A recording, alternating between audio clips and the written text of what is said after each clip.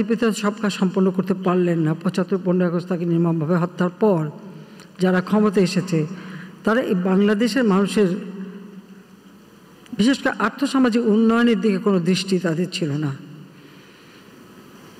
২১ বছর পরে আওয়ামী লীগ সরকারে আসে, আর আমরা সরকারে আসার পরেই আমাদের পদক্ষেপ হয় কর্মসংস্থান সৃষ্টি, শিক্ষার হার বৃদ্ধি করা, কারিগরি শিক্ষাকে আরও বেশি সুযোগ দেওয়া এবং আমাদের শিল্প কলকারখানার ক্ষেত্রে এই ক্ষুদ্র মাঝারি হস্তশিল্প এগুলি যেন বেশি গুরুত্ব পায়, যাতে অধিক মানুষ কর্মসংস্থানের সুযোগ পেতে পারে।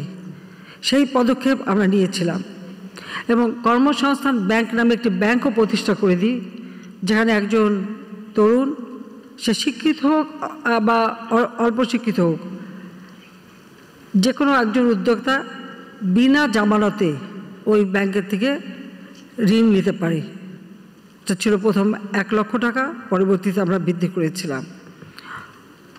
আমরা সাক্ষরতার হার বাড়াবার জন্য বিভিন্ন পদক্ষেপ নিই। প্রতিটি জেলা যেন নিরক্ষরতা মুক্ত হয়, মোবাইল ফোন উন্মুক্ত করে দিই সকলের হাতে হাতে। ব্যাপকভাবে বেসরকারি খাতকে আমরা আরও উন্মুক্ত করি।